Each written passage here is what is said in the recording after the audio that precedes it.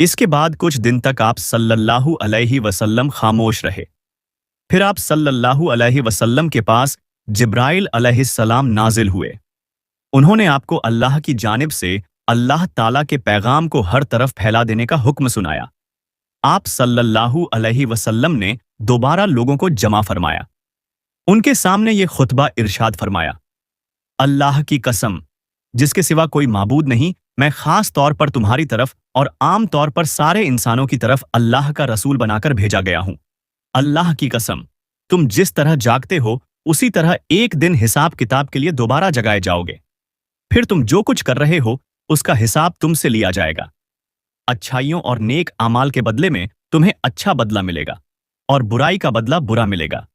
वहां बेशक हमेशा हमेशा के लिए जन्नत है या हमेशा हमेशा के लिए जहन्नम है। अल्लाह की कसम, ऐ बनी अब्दुल मुत्तलिब, मेरे इल्म में ऐसा कोई नौजवान नहीं जो अपनी कौम के लिए इससे बेहतर और आला कोई चीज लेकर आया हो। मैं तुम्हारे वास्ते दुनिया और आखिरत की भलाई लेकर आया हूं। आप सल्लल्लाहु अलैहि वसल्लम के इस खुतबे को सुनकर अब्बू लहब ने सख्त लहजे में कहा, ऐ बनी अब्दुल मुत्तलिब, अल्लाह की कसम, यह एक फितना है। इससे पहले कि कोई दूसरा इस पर हाथ डाले, बेहतर यह है कि तुम ही इस पर काबू पालो। ये मामला ऐसा है कि अगर तुम इसकी बात सुनकर मुसलमान हो जाते हो तो ये तुम्हारे लिए जिल्लत और रुसवाई की बात होगी। अगर तुम इसे दूसरे दुश्मनों से बचाने की कोशिश करोगे तो तुम खुद कत्ल हो जाओगे।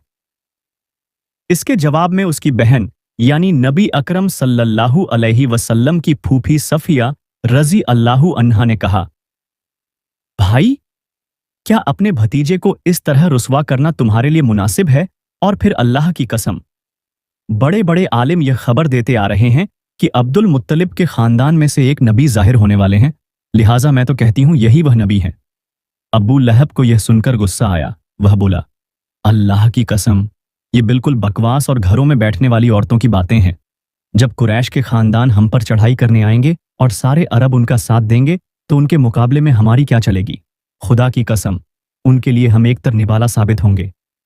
इस पर अब्बू तालिब बोल उठे, अल्लाह की कसम, जब तक हमारी जान में जान है हम उनकी हिफाजत करेंगे।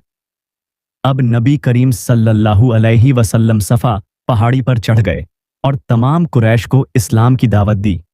उनसे फरमाया, ऐ कुरैश, अगर मैं तुमसे यह कहूं कि इस पहाड़ के पीछे से एक लश्कर आ रहा है और वह तुम पर हमला करना चाहता है तो क्या तुम मुझे झूठा ख्याल करोगे?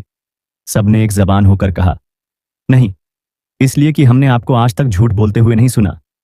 अब आपने फरमाया, ऐ गिरोह कुरैश, अपनी जानों को जहन्नम से बचाओ, इसलिए कि मैं अल्लाह ताला के यहां तुम्हारे लिए कुछ नहीं कर सकूंगा। मैं तुम्हें इस जबरदस्त अजाब से साफ डरा रहा हूं जो तुम्हारे सामने है। मैं तुम लोगों को 2 कलमे कहने की दावत देता हूं जो जुबान से कहने में बहुत हल्के हैं लेकिन तराजू में बेहिसाब वजन वाले हैं। एक इस बात की गवाही कि अल्लाह के सिवा कोई इबादत के लायक नहीं, और दूसरा यह कि मैं अल्लाह का रसूल हूं। अब तुम में से कौन है जो मेरी इस बात को कबूल करता है? आपके खामोश होने पर उनमें से कोई न बोला तो आपने अपनी बात फिर दोहराई। फिर आपने तीसरी बार अपनी बात दोहराई, मगर इस बार भी सब खामोश खड़े रहे। इतना हुआ कि सबने आपकी बात खामोशी से सुन ली और वापस चले गए। एक दिन कुरैश के लोग मस्जिद हराम में जमा थे, बुतों को सजदा कर रहे थे। आपने यह मंजर देखा तो फरमाया, ऐ गिरोह कुरैश, अल्लाह की कसम, तुम अपने बाप इब्राहिम अलैहिस्सलाम के रास्ते से हट गए हो। आपकी बात के जवाब में कुरैश बोले, हम अल्लाह ताला की मोहब्बत ही में बुतों को पूजते हैं ताकि इस तरह हम अल्लाह ताला के करीब हो सकें। अफसोस, आजकल बेशुमार लोग भी कब्रों को सजदा बिल्कुल इसी ख्याल से करते हैं और खुद को मुसलमान कहते हैं। इस मौके पर अल्लाह ताला ने उनकी बात के जवाब में वही नाजिल फरमाई। तर्जुमा, आप फरमा दीजिए, अगर तुम अल्लाह ताला से मोहब्बत रखते हो तो मेरी पैरवी करो, अल्लाह ताला तुमसे मोहब्बत करने लगेंगे और तुम्हारे सब गुनाहों को माफ कर देंगे। सूरह आले इमरान आयत 31। कुरैश को यह बात बहुत नागवार गुजरी।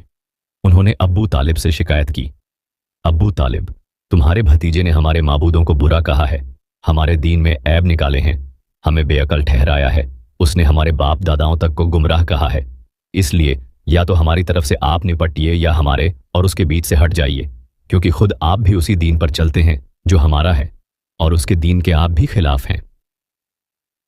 अब्बू तालिब ने उन्हें नरम अल्फाज में यह जवाब देकर वापस भेज दिया कि अच्छा, मैं उन्हें समझाऊंगा। इधर अल्लाह ताला ने हज़रत जिब्राइल अलैहिस्सलाम को आपकी खिदमत में भेजा। हज़रत जिब्राइल निहायत हसीन शक्ल व सूरत में बेहतरीन खुशबू लगाए जाहिर हुए और बोले, ए मोहम्मद, अल्लाह ताला आपको सलाम फरमाते हैं और फरमाते हैं कि आप तमाम जिन्हों और इंसानों की तरफ से अल्लाह ताला के रसूल हैं, इसलिए उन्हें कलमा ला इलाहा इल्लल्लाह की तरफ बुलाइए। ये हुक्म मिलते ही आपने कुरैश को सीधी तबलीग शुरू कर दी, और हालत उस वक्त यह थी कि काफिरों के पास पूरी ताकत थी और वह आपकी पैरवी करने के लिए हरगिज तैयार नहीं थे। कुफ्र और शिर्क उनके दिलों में बसा हुआ था। बुतों की मोहब्बत उनके अंदर सरायत कर चुकी थी। उनके दिल इस शिर्क और गुमराही के सिवा कोई चीज भी कबूल करने पर आमादा नहीं थे। शिर्क की यह बीमारी लोगों में पूरी तरह समा चुकी थी। आप सल्लल्लाहु अलैहि वसल्लम की तबलीग का यह सिलसिला जब बहुत बढ़ गया तो कुरैश के दरमियान हर वक्त आप ही का जिक्र होने लगा। वे लोग एक दूसरे से बढ़ चढ़कर आपसे दुश्मनी पर उतर आए, आपके कत्ल के मंसूबे बनाने लगे, यहां तक कि सोचने लगे कि आपका मुआशरती बहिष्कार कर दिया जाए। लेकिन यह लोग पहले एक बार फिर अब्बू तालिब के पास गए और उनसे बोले, अब्बू तालिब, हमारे दरमियान आप बड़े काबिल, इज्जतदार और बुलंद मर्तबा आदमी हैं। हमने आपसे दरख्वास्त की थी कि आप अपने भतीजे को रोकिए, मगर आपने कुछ नहीं किया। हम लोग यह बात बर्दाश्त नहीं कर सकते कि हमारे माबूदों को और बाप दादाओं को बुरा कहा जाए, हमें बेअकल कहा जाए। आप उन्हें समझा लें, वरना हम आपसे और उनसे इस वक्त तक मुकाबला करेंगे जब तक कि दोनों फरीकों में से एक खत्म न हो जाए। कुरैश तो यह कहकर चले गए। अब्बू तालिब परेशान हो गए। वह अपनी कौम के गुस्से से अच्छी तरह वाकिफ थे। दूसरी तरफ वह इस बात को पसंद नहीं कर सकते थे कि कोई भी शख्स हुजूर नबी करीम सल्लल्लाहु अलैहि वसल्लम को रुस्वा करने की कोशिश करे।